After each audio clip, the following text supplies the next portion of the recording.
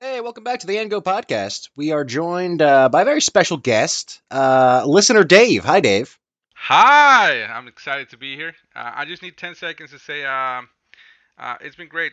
These past couple of weeks, I've been listening to the podcast nonstop. I need to catch up tomorrow on all the podcasts, this week's podcast, but it's been great. Excited to be here. Yeah, appreciate Good to you have you. listening, and I know you wanted to participate here. Today, I think we're talking about Final Fantasy VII. Oh, man. Yeah. Yeah. Oh, yeah.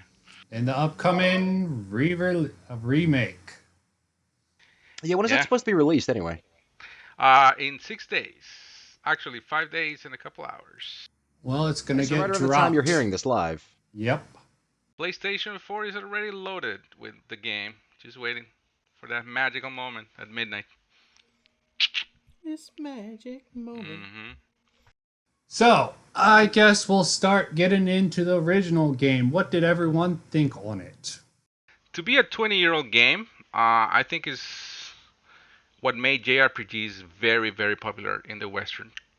Agreed with that. That was my first exposure to it. I think it's out countries outside Asia. They were not very, you know, they didn't enjoy JRPGs as much. Actually, it's a fun trivia about Final Fantasy VII. It was originally being developed for the Super Nintendo, but then Chrono Trigger, a very little game, Oh, super popular sure. as well. They start developing on that, so the whole team that was supposed to develop Final Fantasy VII moved to Chrono Trigger, and then Nintendo had a like exclusivity deal with SquareSoft. That was the name of Square Enix back then, and pretty much it was like a second-party developer for Nintendo. And Final Fantasy VII almost came out on Nintendo 64. But then Sony, they were like, hey, listen, we're going to have a thing that's going to run with CDs and it's going to have more memory, you're going to have more space, and we're going to give you a bigger chunk of the pie. So they moved to PlayStation. That's why Nintendo didn't have any Squaresoft games until 2011, or no, 2001 or something like that. Something crazy like that. Mm. Yep, greatest game ever. Is it the greatest game ever? Well, at least it didn't have the most annoying Final Fantasy protagonist. That's either Lightning or Titus. Lightning is a Titus, contender yeah. for Titus. Okay. I see. I can see it. I can see it. So, Mike, you have such strong feelings towards Final Fantasy VII. What are your thoughts? Is that the one with Tifa? Yes. You know it is. Love it. 10 out of 10. Great game. Greatest game ever made. No, I have very limited exposure to Final Fantasy VII. I remember hanging out with Rodney. Well, fuck off. While he was playing. It definitely set the precedent for, all the Final Fantasy has great cutscenes.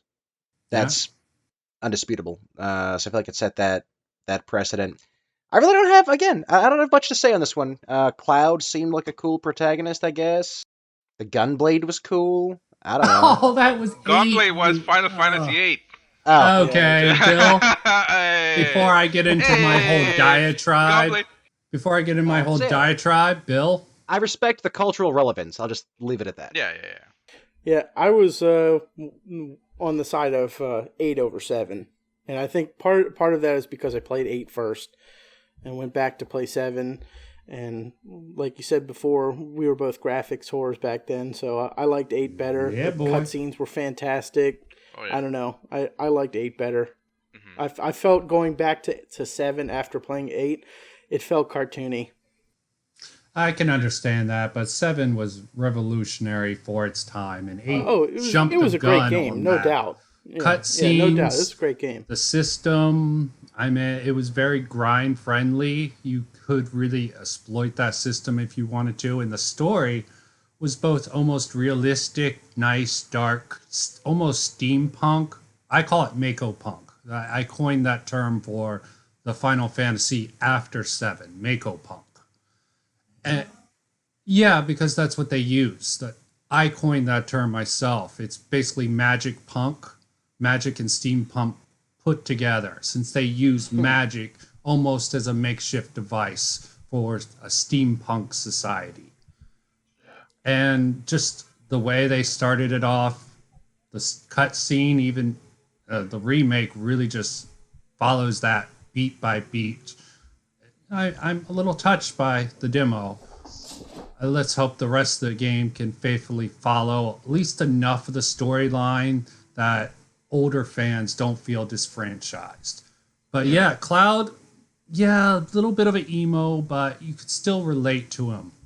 Different points, they build him up quite well, I think, out of all the characters. I think, although I'm also on the side of Bill with 8, I think the character progression with Cloud was done better. Follow up on what you said. I feel like characters in Final Fantasy VII were more real than maybe any other Final Fantasy game out there. I'll give you something that it really. I didn't know this for the longest time. I think I invested like almost 400 hours of my life playing Final Fantasy VII. A real And diehard fan. yeah. I don't know if I think the names are the Tusk. Ruth was one of the Tusk. Like these guys who work with Shinra, and they will take care of business. This guy actually, if you find in the game a secret cutscene, because this is a really shy guy, Rude is his name, and he's very shy. And if you find this secret cutscene, you find out that he really likes Tifa, like personally. Yeah, I So think I came across that one too. And if you go into battle and all your party members are dead but Tifa, he wouldn't attack Tifa. And they will get, these will get even more accentuated as the game progressed. So I feel like that's pretty cool because you can see all these little things in characters throughout the whole game. I feel like characters are more like they're more real in certain aspects than any other Final Fantasy out there. I feel like, yeah, it's pretty cool. Even Red 13, the talking dog. Yeah. No, I feel like he represented something like like Monk said, and I think he's pretty cool. His character arc is pretty nice. It's pretty cool. And let's not forget about Sephiroth, the greatest villain in Final Fantasy VII. I mean, in Final Fantasy at all. Like, I think the only one, in my opinion, that comes close is Kefka from Final Fantasy VI. But that's for another conversation.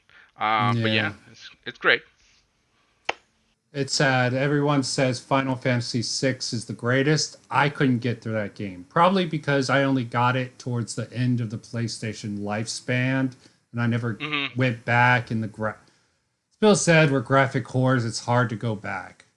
Yeah, no, it is. I definitely feel like that. But yeah. Did we talk about the freaking 8-minute cutscenes when you would call out, like, I guess once you get to a certain point in the game, you can, like, summon a god to do. Oh, yeah. The Knights of the Round Table took forever. Knights of the Round, yeah. You'd have to wait 8 fucking hours for them to do the thing.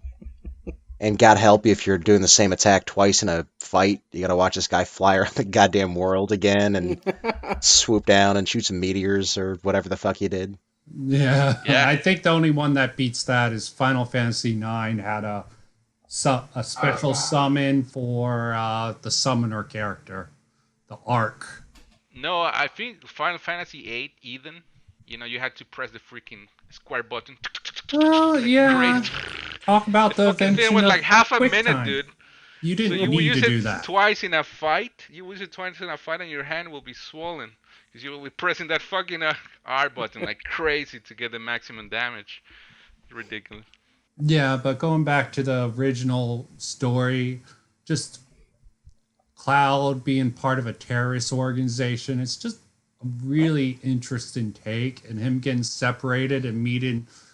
I mean, it was almost a sort of fated encounter between him and, I always fuck up her name, Aerith. Is that how it's pronounced? Yeah, okay, Aerith. Different people pronounce it different ways. And just the beginning of that game, the mixture of comedy and gritty seriousness really struck me as awesome concept design. They didn't take themselves too seriously, especially in the mini games you have to do for the wig and dress. Oh, yeah, I wonder if they're going to keep that in for the remake, because I don't know why Japan doesn't really care about Western sensibilities, some Westerners, if they keep those little mini games, some Westerners are going to have problems with it. But they're keeping it. It's just different. Mm. I saw a trailer. It looks Oh, very okay. fun. Let's hope so. So, And Bill, when you play, what is the biggest difference that you, aside from the graphics, between Final Fantasy 8 and 7? I mean, for me, it really was the graphics. Oh, At really? least at that point when I was playing them, yeah, it really was. I mean, like I said, and the fact that I played through 8 first. It was kind of like the first Final Fantasy you play, so it kind of holds that spot, that kind of thing. And just graphically, it was one of the best things. Those cutscenes that they had in 8 were one of the best things we saw in a video game up until that point. Yeah. So, and then to go back, after playing that and pick up 7 and say, okay, well, let's try to play this. It didn't have, the same impact I think it would have had I done them in reverse. Yeah. No, I see that. That happens to me when I play 7 because I came from Final Fantasy 6, that battles were like a 2D feel, and then summons were just a picture with a couple visual effects, and then you see a 360 rendering, right, of the battlefield, and then you will see fucking Odin coming from a mountain and the moonlight, hitting his sword, and then he will slash every enemy in the screen. That's phenomenal, right? For me, that was like, what the hell? Yeah. Did 6 have limit breaks? I'm just curious. No. It had similar. Every character had the specific skills, like similar to limit breaks, but not like limit breaks. Nothing like. Yeah, I think so. 7 brought limit breaks sort of to the Final Fantasy genre. Some of them had abandoned it, but I think that was an awesome concept overall. Yeah. And you want to know something funny? Resident Evil, actually, the original Resident Evil, it's one of the reasons Squaresoft went to PlayStation, because they saw what they did with rendering. Because in Resident Evil, I don't know if you remember, when you played it, the areas were just a drawing, like a pre-render pictures. And then what they will do, they will have a 3D character on top of them moving around. In reality, they were not. I mean, sometimes they will put a 3D model like a box or something like that like an obstacle, but most of the time they were like drawn pictures, right? So Final Fantasy 7, when they were developing, they were like, how can we have better graphics? Because you had to think about the technology back then, right? Polygons. Final Fantasy 7 graphics are pretty bad. I'm not gonna defend them. Yeah. They're pretty bad.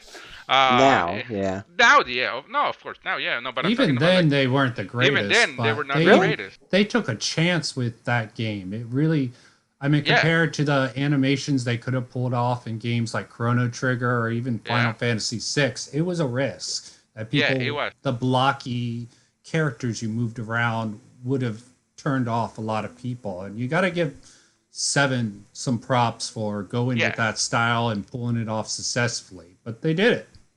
They did it because they actually said like they were gonna do it just like Resident Evil. So that's why you have the picture in the background. You have a couple 3D models rendering in lab time, and then they did it to save memory. And I feel like if you see the pictures of the city and stuff like that, they're pretty phenomenal. And let's not forget about the soundtrack. It's one of the greatest soundtracks on Final Fantasies, period, in my opinion. See, I'm not a music guy, so I can't get behind any soundtrack, except for the beginning song of Final Fantasy VIII. Oh, yeah. I meant, yes, the beginning song of Final Fantasy VII. Someone's like, they use the same song, and I'm like, so what? The beginning of Final Fantasy VIII was just a much better intro. Yeah, but, no, definitely. But they did suffer for their teenage protagonists in 8. I think it brought in a new audience, 8, but 7 was more mature. What do you think about that, guys? Again, I don't have much exposure to the games. Well, but let me ask you this. I mean, I know that the Final Fantasy soundtracks are all iconic. Alex actually thought about going to Japan at one point to go to a concert where they're going to play all the Final Fantasy songs.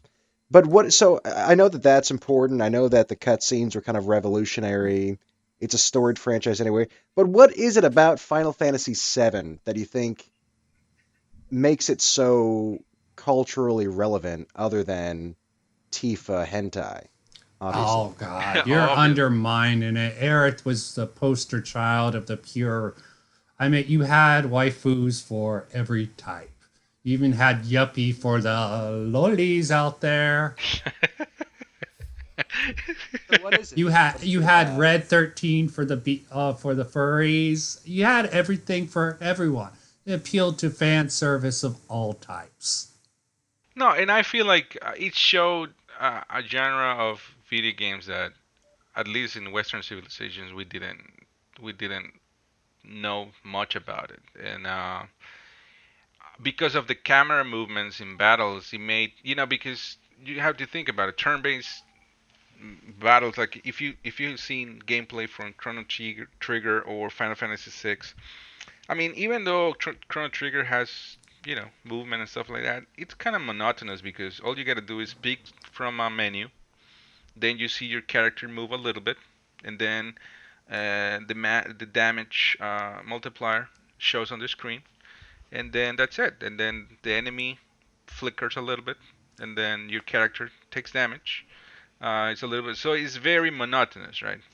So what Final Fantasy VII did, it was like when you were in battle, the camera will move around, 360, like around the enemies, and you will see like different angles. So when you were battling like Omega weapons, like the toughest model, So they were just in showing the off, you're basically saying. yeah. So They but they showed made off a that little. made the whole battle system entertaining because you were not just looking at flickering images here and there. You're actually, it was movement, and I feel like that made easier for the Western culture to absorb the game and enjoy. And the story was super rich, and I think that's why it was so popular because we didn't know. I mean, in El Salvador, imagine I played that in El Salvador, and for me it was like, what the hell? This game is awesome. It's phenomenal, and so I cannot imagine here, like, because I feel like SquareSoft did a really aggressive marketing strategy in the United States. So I can imagine, like, the first time somebody playing Final Fantasy VII here, it will be Yeah, the same thing that I experienced. Like, it's fucking phenomenal. yeah. The hype, it lived up to the hype. I think Yeah. that is the case. And as I said before, they had they had characters a lot of people can relate to from the very start. They had the sort of fatty in the beginning. I sort of felt for the rest of the Avalanche crew after they sort of dropped off because they're gone. That whole section just went away, and that sort of changed the whole tone of the game. You're like, okay, these guys are terrorists. You don't know up until a certain point that who they're fighting against are evil, and they escalate that quite nicely throughout the story in stages. You're thinking, oh, the big bad guy is dead now. Now his son seems a lot nicer and friendlier. He doesn't want to control people with fear, but bam, no, he's still a psychotic lunatic. The Cloud is a terrorist? They start off as a terrorist organization, but when you're living under basically a Fascist corporate regime. yeah, you could call it fascist. They control everything, but they don't control every. They use a bit of fear, but they don't need that. They control the power. It's almost very relevant to today. A corporation's running our lives. I don't want to go down that. So for the remake, there is one thing that I want to start getting into the remake a little bit. Remake, of course, beautiful, faithful adaptation. They had a nice little ease in tutorial, and yes, for all people out there, Jesse is thirsty for Cloud. They make that very obvious in the demo, and people are making are joking about it, and it is funny. But then they get into I can't remember the original one if you needed to use. I didn't think magic was so essential for elements, but in that first boss battle in that demo, you need to use electricity, I believe, to get advantage. And I thought that was a nice. Does anyone remember if electricity worked better on mechanical enemies in the original game? Because they Yeah. definitely added that element in this one. Yeah, he did. Okay. Yeah, they.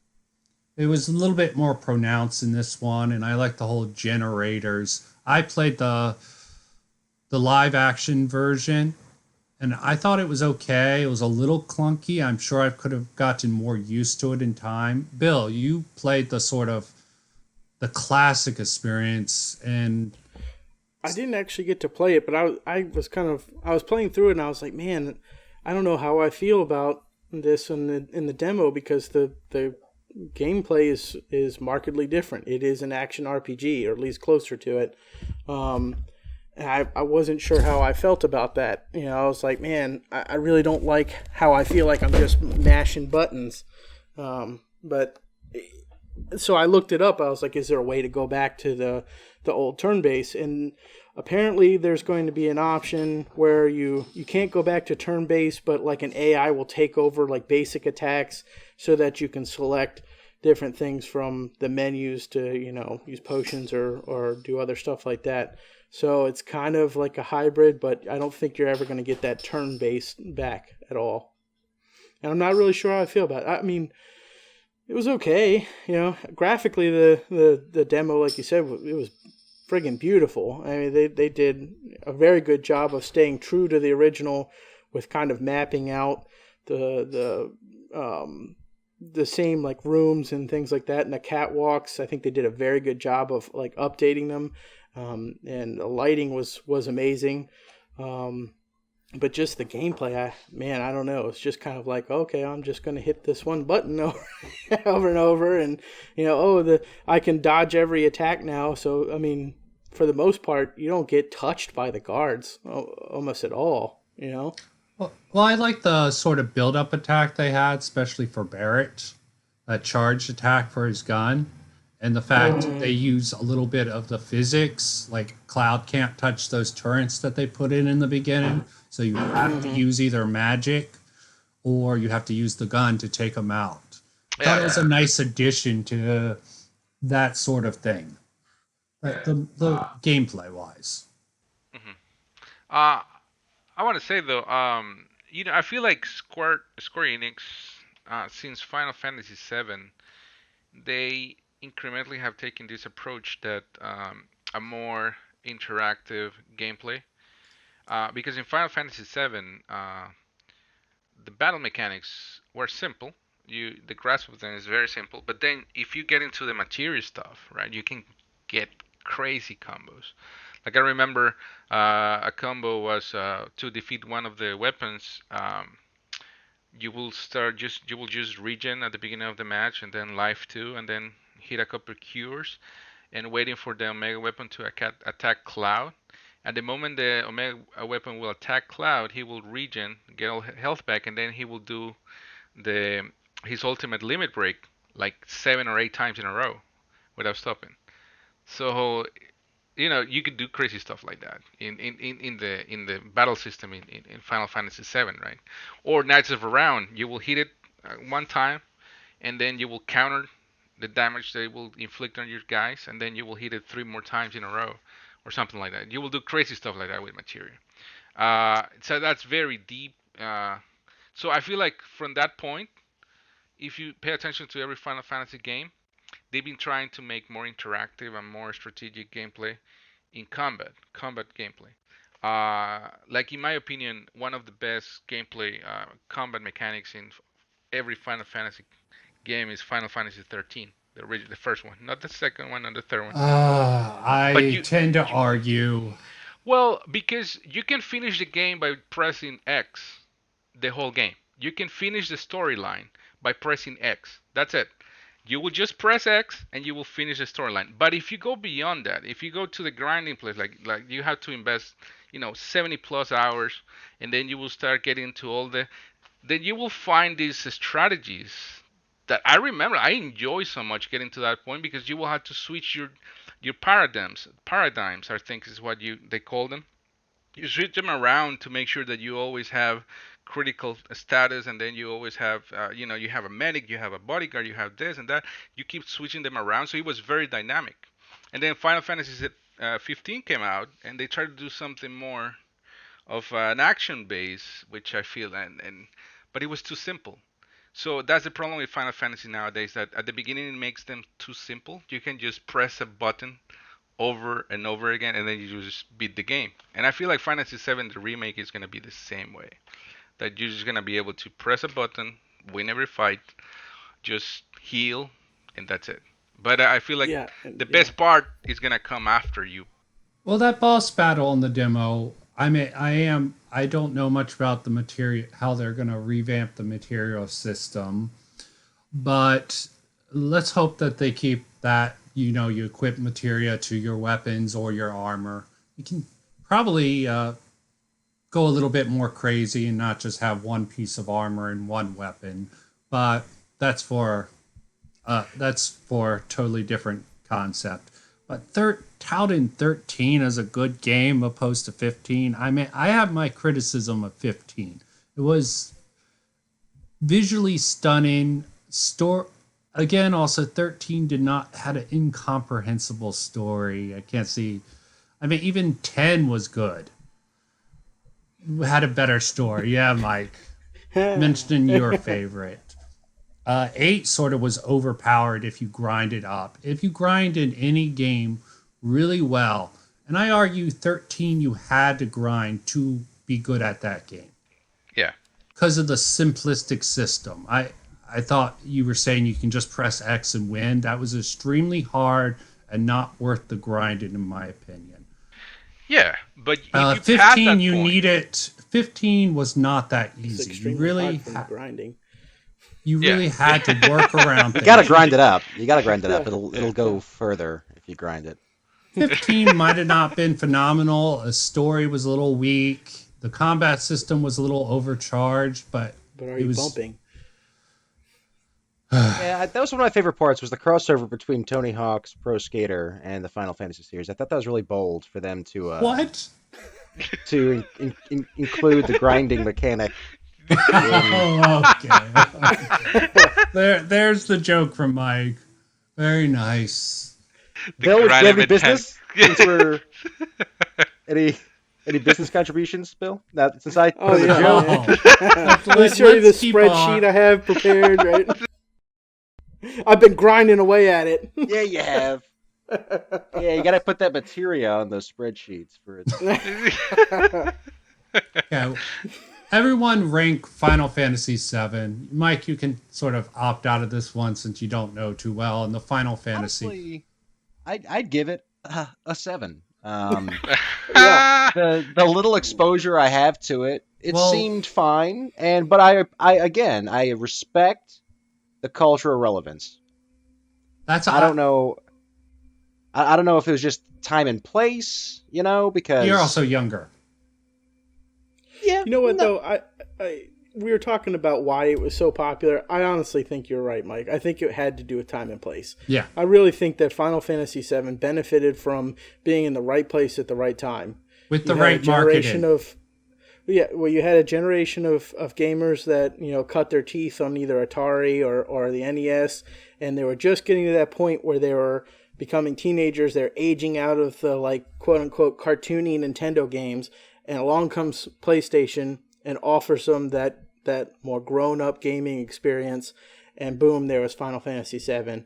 It was a game from Japan, which was kind of the cool thing, still at that point, but it wasn't a Mario, so I think a lot of people latched onto it. A lot of people who decided to go the PlayStation route versus like the N64, it caught on and struck a chord with them, and it was one of the first big games that was marketed well in that era, and I think that it really did benefit from the timing. And it was a mature game, so it fit on the PlayStation well with games like Resident Evil. I find it almost ironic that Resident Evil Remake 3 is coming out in the same time frame as the remake.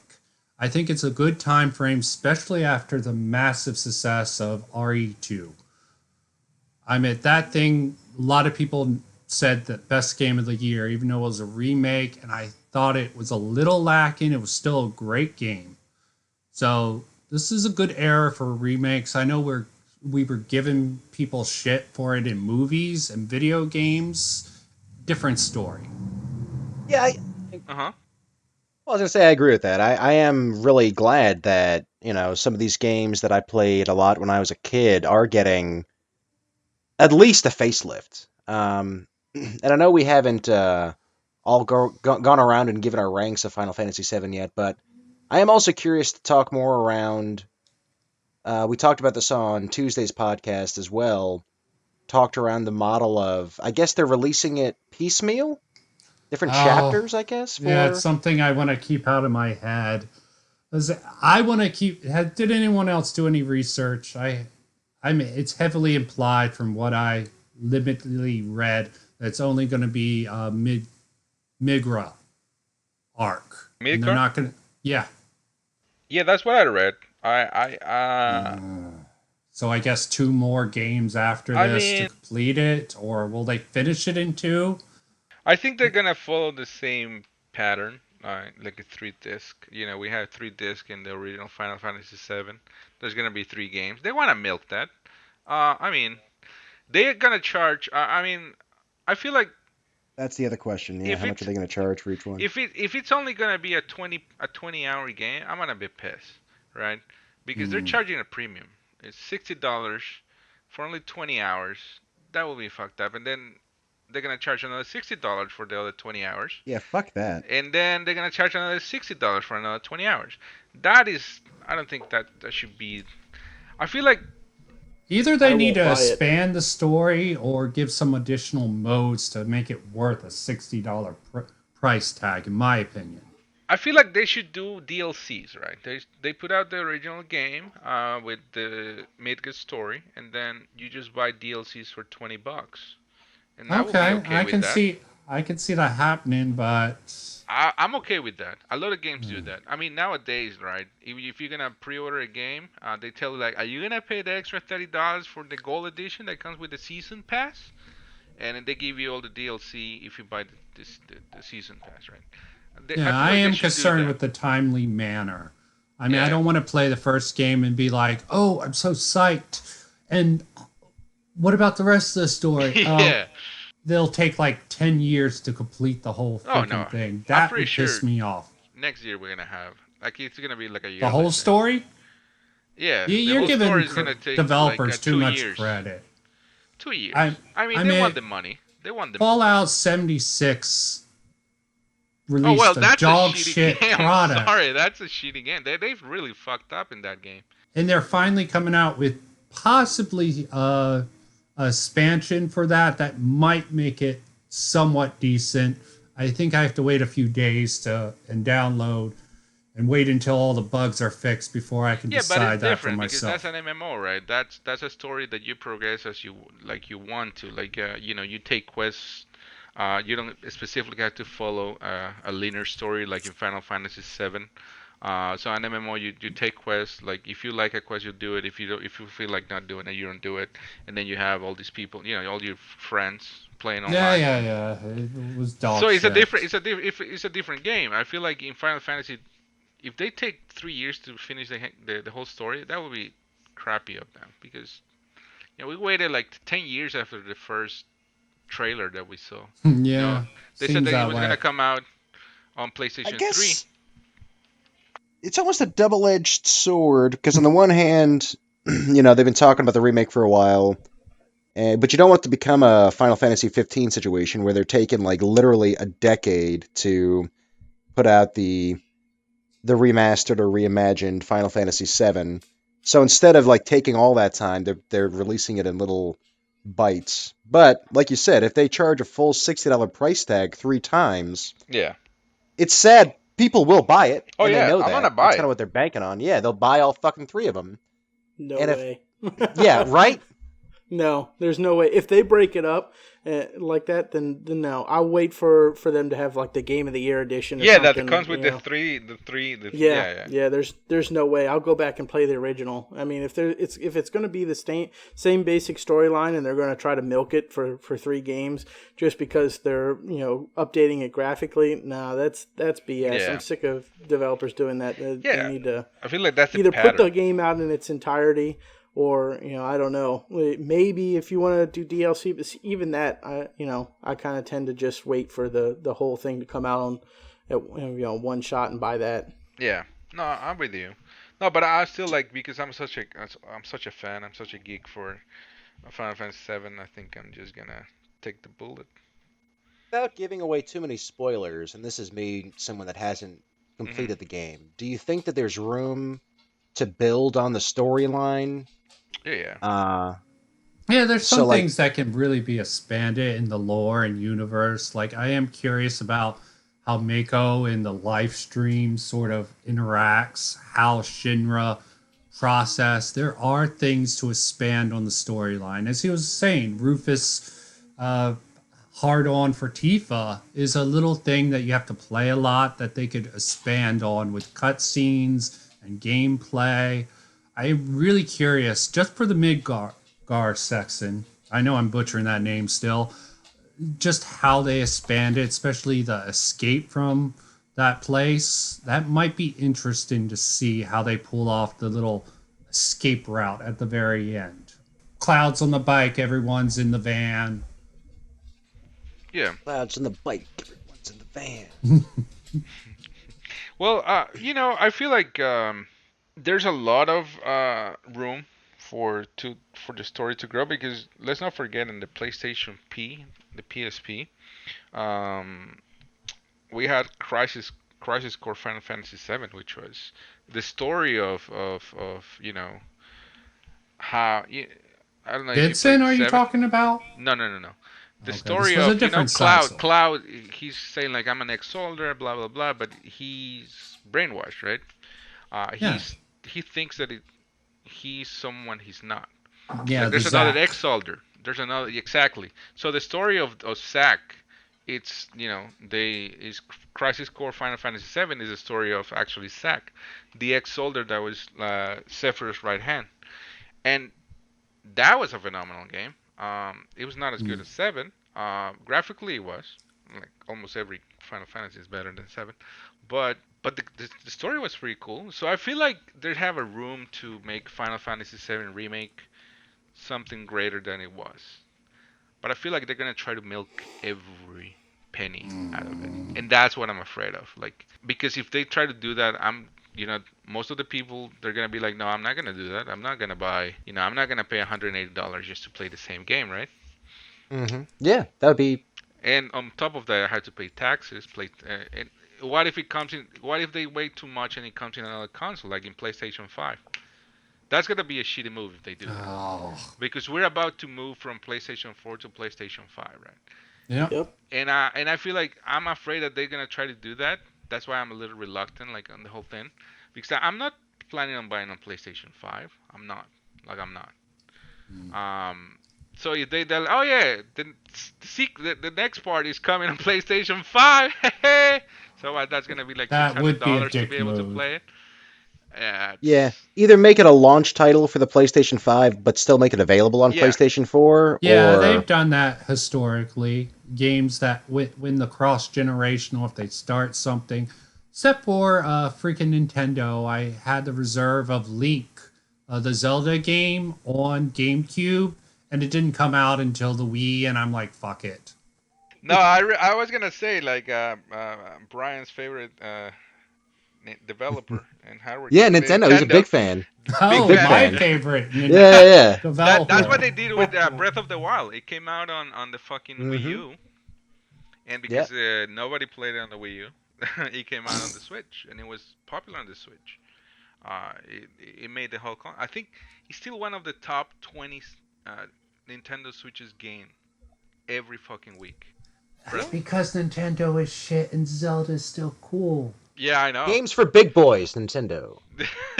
They are such assholes. Okay, just their No, policies overall. but They're the best developer of all time.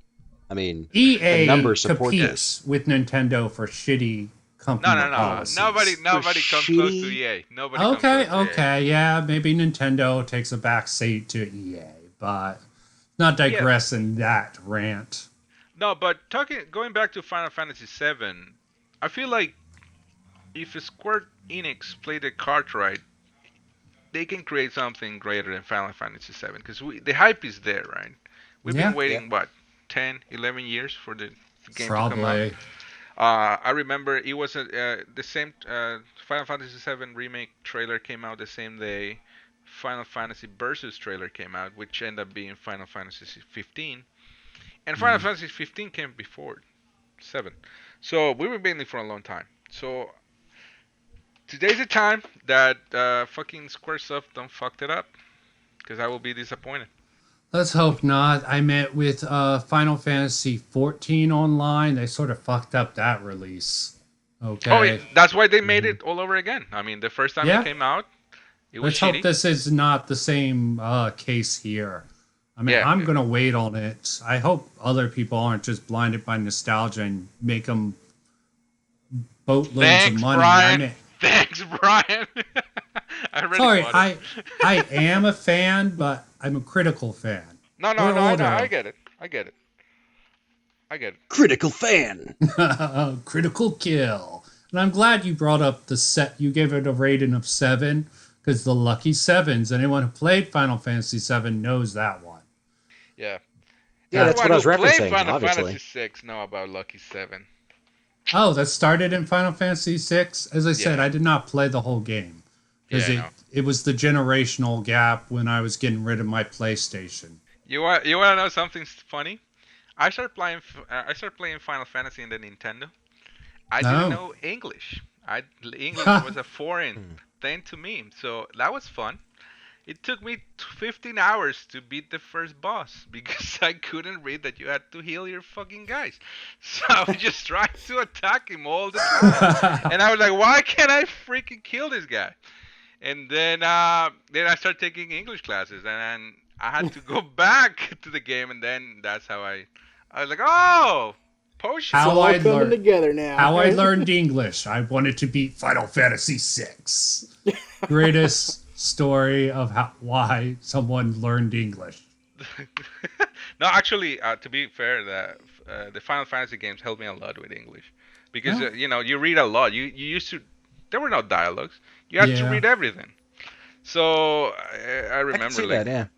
they told me like stop watching everything on Spanish and just start reading English and watching TV in English, listening to music in English. And Final Fantasy was there. Actually, that's how I can speak. That's why I can speak English. No, I'm just kidding.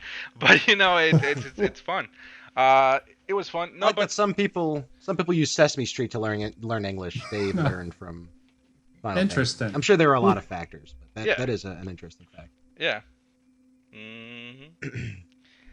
No, but I would like to close why Final Fantasy VII, the original game, was such a relevant thing.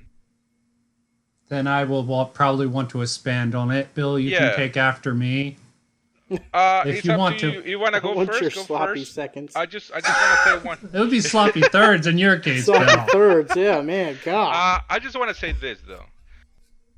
To me, like from perspective of someone who not in the United States, in El Salvador, I remember like we used to trade memory cards between my friends because each one of us will have different, weapons and materia setups and stuff like that. Yeah, like So we will Pokemon. switch. Yeah, exactly. So to me, it was great. That's such a simple game, like choose your attacks and whatnot. Was so deep and allowed a whole generation actually to invest hours and hours in finding out better ways to play the game and better combat systems. And I feel that was great. It allowed a lot of people just to sink in hours, mind just grinding, uh, leveling up, trying to understand the materia system. And he had all these Easter eggs that I feel like they were phenomenal. I mean, to be able to get Knights of a Round, You had to level up your fucking chocobo. You had to get a fucking gold chocobo. But yeah, I feel like that's why it was such a cultural phenomenon because it allowed people just to play the game however they wanted. That's what I wanted to say. And for me, Final Fantasy VII was the first Final Fantasy I played. I went back to a lot of others, like 1 and 2 I beat. I'm sad I didn't ever beat 6, but Final Fantasy, I think, was the perfect mix of mature themes with actual real consequences, with still some child friendly themes that someone who's just growing up could get along with. The Chocobo Palace or the Golden Palace, whatever, had some great mini games which were fun on its own. For one of the weapons, you had to grind so many points, but it also had such a impact overall. The mature themes. Let me get back to that. Air's death, we talked about, has a video game ever made me cry? That's probably the closest thing. Air's death was just hard. I think everyone who played that game was like, whoa. And supposedly there was rumors you could bring her back, but not in the story, just the character. And I'd look for that. I remember dedicated. I mean, yeah, of course, Tifa her For the fucking pervs like me? For her assets was, especially when they started redesigning Those assets her. hold up. Yeah, I hope they have a big brawl for that, but I get your point. Groceries You're a are Lulu essential. man yourself, but Eric, I am a Lulu man. and you can do a critical study. It was almost eco-friendly. I mean, it has a very save the earth sort of feel, that we can't use up all our resources, which I appreciate as I get older and the politics of this world goes on. It's still relevant today. Do we want to deplete all our sources and crumble the earth, or do we want to not have to deal with some? I mean, there's just so many elements that are still relevant, and it had a story to back it up. Bill? You always remember your first. My first was the pretty one. Yeah. Mine wasn't. Twilight 8. Mine wasn't. Mine was big and blocky. Big and blocky. And then I found my true love that had the best gameplay and tactics. Oh my god! No, let's not go there because that's my favorite strategy RPG It's of all everyone's time. favorite, man. It's everyone's Yeah, favorite. I that never played rates it. high up for me, also. I bought it on PlayStation, PlayStation P, PlayStation Vita. I have it on Android. I have it on iPhone. I have it on PC. And that's the game. I have beat the game 17 times. Did the sequels disappoint you though, or did you not Let's even not attempt to talk just... about. Let's not. Okay, let's not dive into that. They don't rabbit exist. hole. I mean, They don't exist. They don't exist. War of the Lions is the best. Like the PlayStation P, the PSP one. I think is the best because it just introduced new characters, new classes, new jobs, and. I think the sequels were isekais, if I remember correctly. Someone from this world gets teleported to the tactic-like world. That's all I'm gonna put in there. No. Okay. I don't. No, but it's funny because your perspective of why Final Fantasy VII is so great. I feel like it comes from a writer's perspective. Mine comes from a computer science guy because the material stuff was pretty much programming, the battle mechanics. So that's pretty cool. It's pretty cool. I see that. So yeah, Bill. Anything else, Bill? No, I have to agree with Mike. Having played it, played it second, and not feeling that same nostalgia piece. For me, 7 or 8, right in there. I think it's a solid game. It's a great game. Not my favorite in the series, but I definitely has replayability. And you, Mike? Yeah, no, I think the only Final Fantasy I actually finished was Final Fantasy X, which I know gets a lot of shit, and I understand why. But I was also in like the 9th grade or something when it came out, so I thought it was fine. I think Bill had a really good point earlier about time and place. I was maybe a little too young to be into Final Fantasy at the time. I was still playing, Rogue Squadron, or I guess I played some mature games on PlayStation 1, your Twisted Metals and whatnot, Resident Evil. But yeah, I don't know. It kind of flew under my radar until it was a little later. I was aware of it, but I didn't. So, as not the I don't know. biggest fan, what do you feel about the remake? Are you curious about it, or you're like me? I don't see myself buying it. Okay. One, I have a bad track record of not finishing games. I still haven't finished the StarCraft remastered, which I am a big fan of that series. And I'm intrigued. I hope for the fans. I hope for you guys that they really add some more layers. I hope they use this as an opportunity to not just go back and remaster the graphics and fix any mechanical issues that there were with the game, but to add to the story, because I think the fans like you guys deserve that. It has been a long time coming, and it's still a storied game, and I feel like the hype is kind of appropriate. Thinking about it objectively, I thought that Final Fantasy 15 was going to be a disaster because it felt overhyped.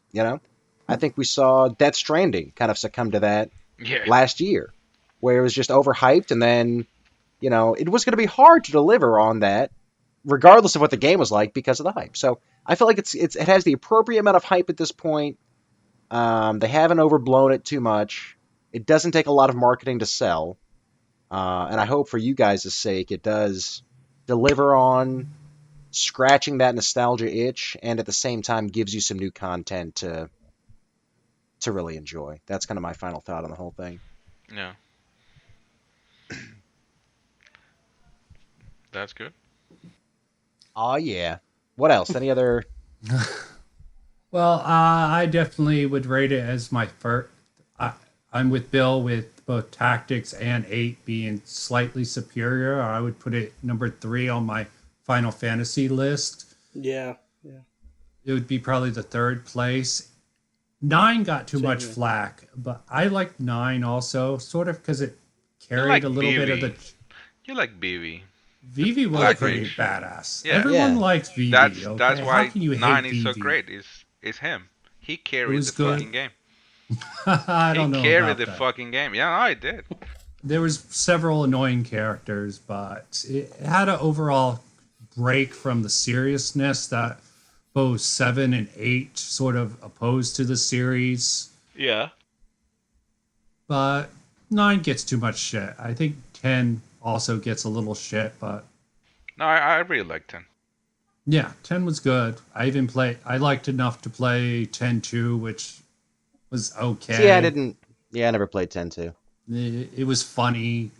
It was amusing, and trying to get Titus back. I don't know why I wanted that whiny little shit back, but I tried to find the way. I don't think I put that much time. I think I tried to do the second attempt. For 7 to get Aerith back, I think I would play that game a couple of times and follow a couple strategy guides. But sadly, there's no way to do it. No, I will rank Final Fantasy 7. I will give it a 9. The only Final Fantasy that takes a 10 is Tactics. War of the Lions. That was almost purely good game. And coming from someone in Final Fantasy 7, I spent 30 plus hours on the first disc just to be able to get the final limit break for Aerith, and I got it because you had to. Wow, that's more diehard than me, man. No, yeah, I still have the memory card that had the save file. That nice.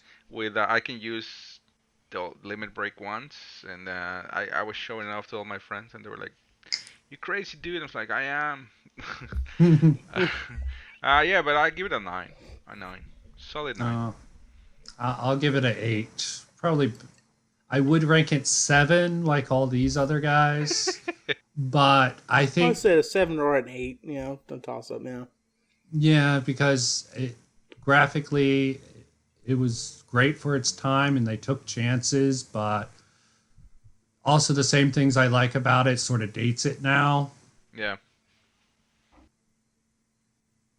Yeah, and that is going back and looking at it. I'm sure the first time I played it, I would have rated it higher. Yeah, Sure. probably 9 or But that maybe. still holds up pretty well.